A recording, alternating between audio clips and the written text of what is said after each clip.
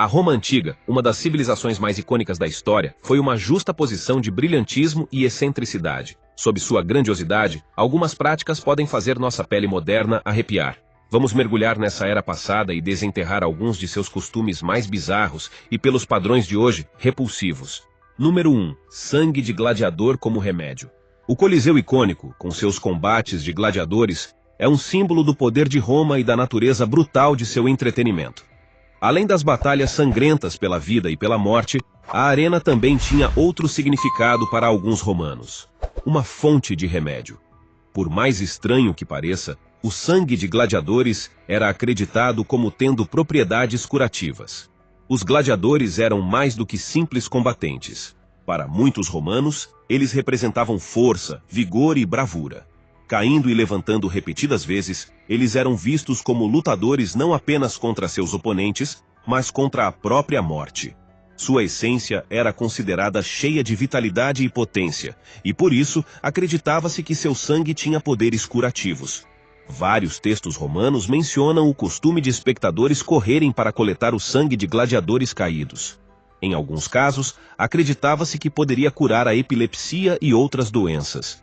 Para um observador moderno, isso pode parecer um ato desesperado, mas entender a perspectiva romana ajuda. Eles viviam em um mundo cheio de superstições, rituais e crenças, onde as linhas entre a vida e a morte, o humano e o divino, frequentemente se confundiam. A medicina romana foi amplamente influenciada pelos gregos. Os gregos antigos acreditavam nos 4 humores: sangue, bile amarela, bile negra e fleuma. Um desequilíbrio nesses humores era considerado a causa das doenças. Com esse pano de fundo, não é surpreendente que os romanos, que adotaram muitas práticas gregas, pudessem acreditar no poder curativo do sangue de um homem forte. Havia vendedores dedicados fora do Coliseu que vendiam frascos de sangue de gladiadores como remédio. Não era qualquer sangue, tinha que ser fresco, e quanto mais violenta a morte de um gladiador, mais potente acreditava-se que seria. A areia encharcada de sangue, chamada arena, também era muito procurada. As pessoas a levavam para casa na esperança de que ela transferisse a força e a coragem do gladiador caído. Número 2. Banheiros públicos e esponjas. As instalações públicas e a vida comunitária definiram grande parte da vida urbana romana, com banhos públicos, fóruns e, claro, banheiros públicos ou latrine. Esses banheiros, muitas vezes esquecidos nas glamorosas recontagens da história romana, fornecem uma visão única e íntima das realidades cotidianas dos cidadãos romanos e suas ideias sobre limpeza, saneamento e sociabilidade. As latrine estavam longe dos banheiros modernos privados e fechados. Em vez disso, muitas vezes consistiam em longos bancos de pedra com vários buracos, permitindo que várias pessoas usassem as instalações simultaneamente, sem divisórias ou partições entre elas. Usar esses banheiros públicos era uma experiência comunitária. A privacidade, como entendemos hoje, era um luxo considerado desnecessário para tais atividades. Na verdade, esses espaços comunitários frequentemente se tornavam locais de interação social, onde notícias e fofocas eram trocadas tão livremente quanto em qualquer mercado romano. Essencial para essa experiência era a ausência de nosso moderno papel higiênico. Em vez disso, os romanos empregavam uma ferramenta conhecida como tersorium, uma esponja montada em um bastão. Após cada uso, os indivíduos enxaguavam a esponja em um canal de água corrente que corria em frente aos assentos, e em seguida a passavam para a próxima pessoa ou a deixavam para futuros usuários. O uso compartilhado do tersorium entre estranhos pode ser chocante pelos padrões de higiene contemporâneos, mas era a norma na Roma antiga. Embora a água corrente proporcionasse uma aparência de limpeza, há registros que sugerem que a água muitas vezes era salobra. Para mitigar isso, vinagre ou água salgada poderiam ser usados ocasionalmente para limpar as esponjas. No entanto, o uso compartilhado do tersorium e as medidas limitadas para sua sanitização levantam questões sobre a transmissão de doenças e infecções. Existe um contraste inegável entre os sofisticados aquedutos romanos, que exemplificam sua habilidade de engenharia e compreensão de saneamento, e as latrine com suas esponjas comunitárias. Contudo, é crucial compreender que os romanos tinham padrões e referências diferentes para a higiene. Enquanto entendiam a importância da água fresca e seu papel na prevenção de doenças, evidente em seus banhos e encanamentos, suas práticas de limpeza pessoal variavam consideravelmente das expectativas atuais. Número 3. Garum, molho de peixe fermentado. Roma antiga, com seus banquetes opulentos e festas luxuosas, tinha uma arma secreta culinária que, apesar de seu aroma pungente, era a base de muitos pratos romanos. O garum. Este molho de peixe fermentado, semelhante aos molhos de peixe usados em muitas cozinhas do Sudeste Asiático hoje em dia, era tanto um condimento quanto um ingrediente de cozinha, apreciado tanto pelos imperadores quanto pelos plebeus. Em sua essência, o garum era feito da fermentação de peixe ou vísceras de peixe, às vezes combinados com sal. Embora a receita exata e o tipo de peixe variassem com base nas regiões e na acessibilidade, o método de produção permanecia surpreendentemente consistente. Peixes inteiros ou as entranhas eram dispostos em camadas com sal em grandes recipientes de cerâmica chamados dolha e deixados sob o sol. A mistura fermentava, se decompondo ao longo de semanas ou até meses. Conforme fermentava, a mistura era ocasionalmente mexida para garantir uma decomposição uniforme. Após o processo de fermentação ser concluído, o líquido era extraído, filtrado e armazenado em ânforas para ser vendido ou usado. O produto final era um líquido âmbar claro, que adicionava um toque de sabor intenso aos pratos. Devido ao seu sabor forte, era frequentemente usado com moderação, seja regado sobre pratos ou como base na culinária.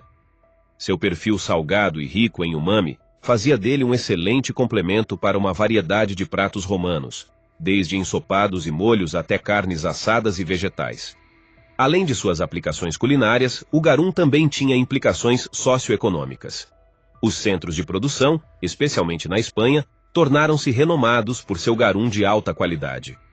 Este ouro líquido era amplamente comercializado em todo o Império Romano, tornando-se uma mercadoria lucrativa.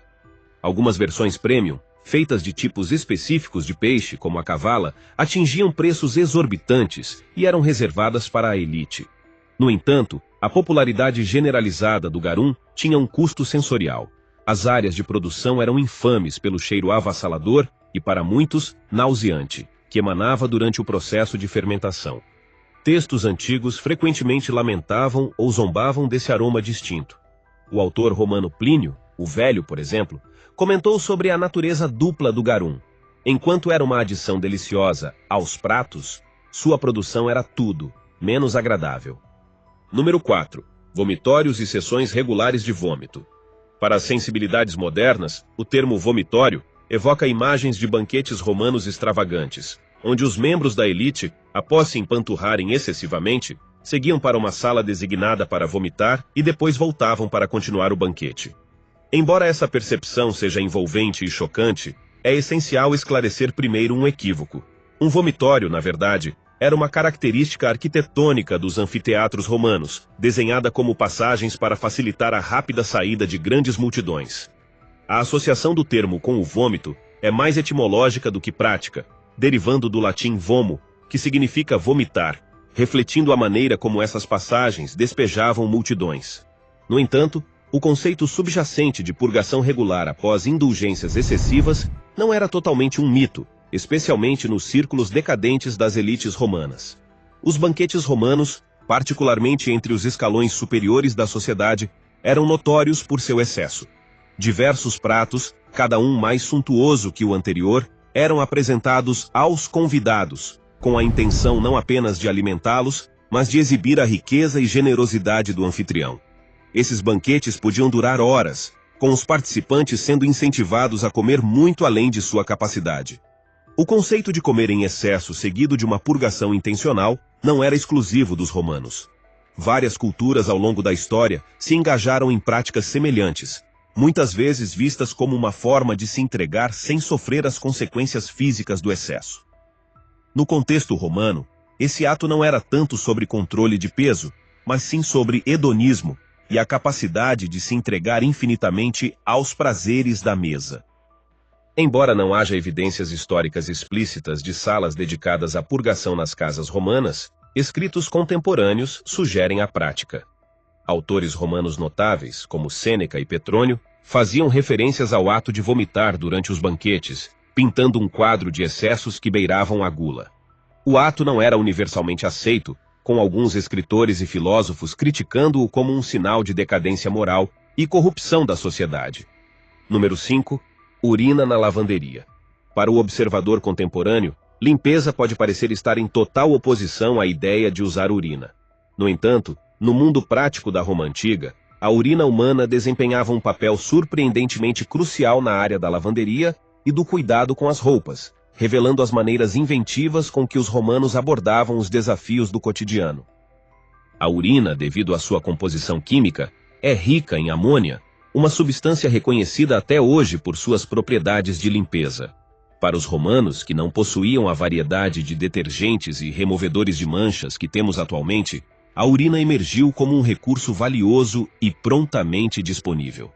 Esse limpador natural era tão importante que urinóis públicos, conhecidos como foricae, foram estabelecidos por toda a cidade para coletar esse ouro líquido. Depois de coletada, a urina era vendida para os lavadores de roupa, tornando o negócio da urina uma verdadeira indústria na Roma Antiga. As lavanderias, ou fulonicae, eram comuns nas áreas urbanas romanas. Lá, trabalhadores conhecidos como fulones realizavam a tarefa intensiva de limpar e tingir as roupas romanas, especialmente as icônicas togas de lã. O processo era intrigante e pareceria bastante desagradável para os padrões modernos. As roupas eram submersas em grandes cubas cheias com uma mistura de água e urina, e os fulones pisoteavam essas roupas, permitindo que a amônia na urina agisse sobre as manchas, gordura e sujeira, efetivamente branqueando e desinfetando o tecido. Mas o papel da urina não se limitava à limpeza. Ela também era utilizada na produção têxtil e no tingimento. A urina era usada para preparar a lã e outros tecidos, tornando-os mais receptivos às tinturas. Além disso, quando misturada com certas plantas e substâncias, a urina podia produzir cores específicas, ampliando a gama de tinturas disponíveis para os fabricantes de tecidos romanos. Essa dependência da urina, embora pragmática, também tinha implicações sociais. As fulonicae, devido ao seu aroma distinto, muitas vezes estavam localizadas nas periferias ou em zonas específicas das cidades e vilas romanas. Apesar dos desafios olfativos, elas eram centros vitais de comércio e indústria, garantindo que a elite romana pudesse desfilar com togas brancas e imaculadas, um símbolo de status e pureza. Número 6. Beber suor de gladiador. Os jogos de gladiadores na Roma Antiga são frequentemente retratados como brutais testes de força, habilidade e resistência, onde gladiadores, tanto escravos quanto livres, lutavam até a morte para entreter as massas. Mas além da areia e do sangue da arena, havia um aspecto ainda mais peculiar da cultura romana que se entrelaçava com esses jogos: o consumo do suor de gladiador. Para muitos em Roma, os gladiadores personificavam o auge da virilidade física e da masculinidade. Seus corpos, moldados por treinamentos rigorosos e combates intensos, tornavam-se símbolos de vigor, força e vitalidade. É nesse contexto que o suor e o sangue de um gladiador, a própria essência de sua força vital, eram considerados por alguns como contendo propriedades poderosas. Para algumas romanas, em particular, o suor dos gladiadores era considerado um afrodisíaco. Após os combates, não era incomum que os gladiadores raspassem o suor e a sujeira de seus corpos usando uma ferramenta chamada estrígilo. Esse suor, muitas vezes misturado com os óleos usados para massagear os gladiadores antes das lutas, era então vendido em pequenos frascos para admiradores e entusiastas. Muitos acreditavam que, ao aplicar essa mistura na pele ou até mesmo consumi-la, eles poderiam absorver uma parte da vitalidade, coragem e poder sexual do gladiador. Além disso, o suor dos gladiadores também era considerado por alguns como tendo propriedades curativas. Médicos e praticantes de saúde romanos às vezes recomendavam seu uso para várias doenças, acreditando que poderia rejuvenescer o corpo e o espírito. Isso não era completamente estranho para a época, já que fluidos corporais em geral eram frequentemente associados a rituais de cura e saúde em várias culturas antigas. Número 7. Pasta de dentes feita de mel e ossos triturados. Quando pensamos na Roma antiga, a infraestrutura avançada, as legiões poderosas e os discursos filosóficos vêm à mente. No entanto, a vida cotidiana de um romano, incluindo sua higiene bucal, reflete uma curiosa mistura de sofisticação e simplicidade. Em uma época sem creme dental de menta fresca ou escovas de dentes elétricas, os romanos desenvolveram sua própria fórmula para manter a saúde bucal. O creme dental dos romanos, bastante diferente das variantes modernas, era muitas vezes uma mistura de ossos triturados, conchas de ostras e mel. Os ossos e as conchas, quando pulverizados em pó fino, funcionavam como agentes abrasivos, ajudando a remover a placa e os restos de comida. O mel, um antisséptico natural e adoçante, não apenas dava à pasta um sabor mais agradável, como também oferecia algumas propriedades antibacterianas. Às vezes, carvão e casca de árvore eram adicionados para seus efeitos de limpeza. Embora a ideia de escovar os dentes com ossos triturados possa parecer desagradável hoje, essa fórmula destaca a engenhosidade romana. Eles entendiam a importância da higiene bucal e usavam os materiais disponíveis para criar soluções eficazes. Relatos históricos mencionam até pós dentais especiais e elixires vendidos por comerciantes romanos, sugerindo uma sociedade consciente do frescor do hálito e da estética dental. Número 8. Sacrifícios de animais para augúrios. O augúrio, a antiga prática de interpretar presságios a partir do mundo natural, estava profundamente enraizado na vida religiosa e política romana. Os voos dos pássaros, os padrões dos trovões e, mais notavelmente, a inspeção das entranhas de animais sacrificados eram todos considerados meios válidos para adivinhar o futuro ou buscar o favor dos deuses. Dentre essas práticas, o ritual de inspecionar as entranhas de animais sacrificados, conhecido como haruspício, era especialmente significativo. Frequentemente, antes de eventos importantes, batalhas ou decisões, um sacerdote designado, chamado de arúspice, conduzia esse ritual. Animais como ovelhas, galinhas ou touros eram sacrificados e seus fígados, intestinos e outros órgãos eram minuciosamente examinados. A forma, cor, textura e quaisquer anomalias nas entranhas eram consideradas mensagens dos deuses. Um fígado saudável e sem manchas poderia ser visto como um bom presságio, enquanto lesões ou deformidades poderiam ser interpretadas como advertências ou maus presságios.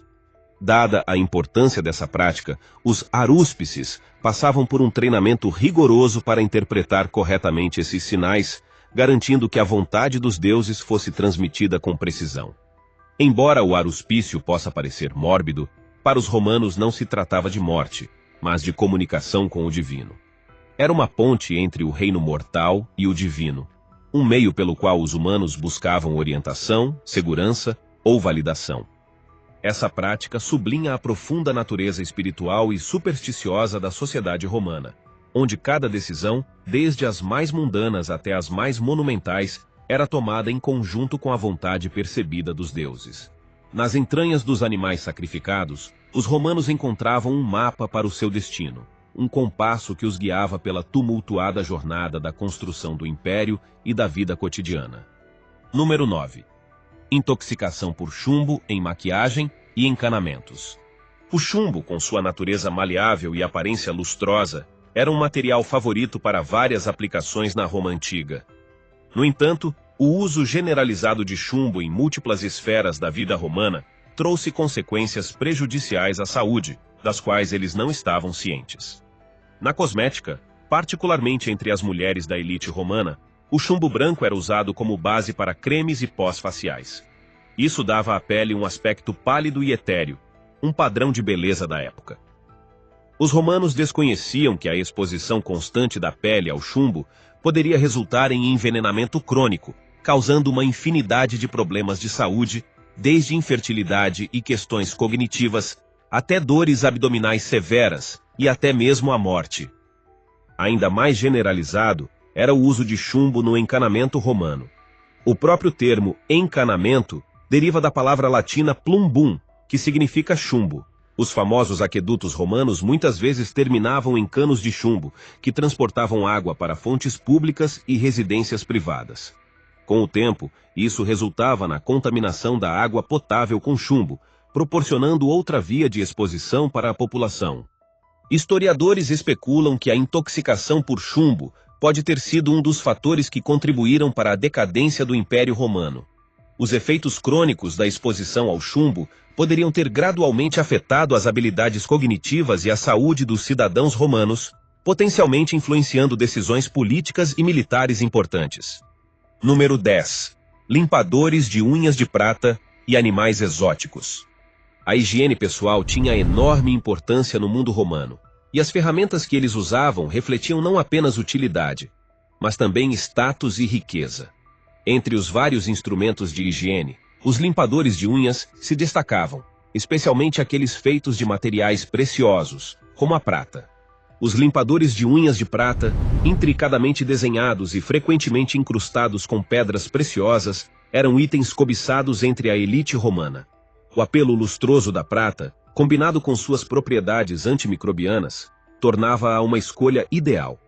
Tais ferramentas eram mais do que apenas utilitárias. Elas eram símbolos de opulência e muitas vezes exibidas em reuniões públicas. Além da prata, a obsessão romana com o exotismo e o luxo levou ao uso de ossos de animais raros na confecção de limpadores de unhas.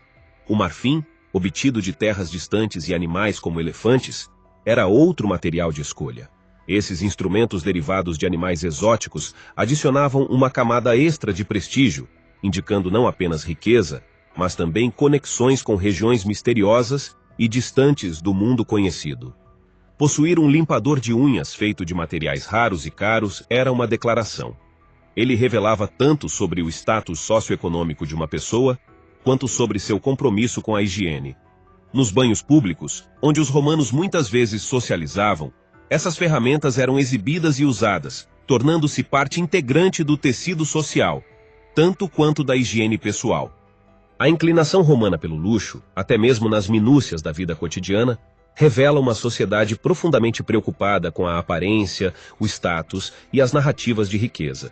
Seus instrumentos de higiene, desde limpadores de unhas de prata até pentes de ossos de animais exóticos, eram manifestações tangíveis do vasto alcance de seu império e dos privilégios de sua elite. Número 11. Clareamento de togas com fumaça de enxofre.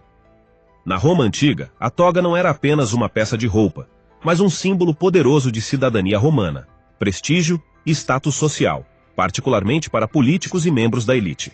Manter uma toga brilhantemente branca era essencial, pois representava pureza, dignidade e autoridade. No entanto, preservar a brancura impecável de uma toga em uma cidade conhecida por sua poeira e sujeira não era tarefa fácil. Uma das técnicas utilizadas para clarear as togas envolvia o uso de fumaça de enxofre.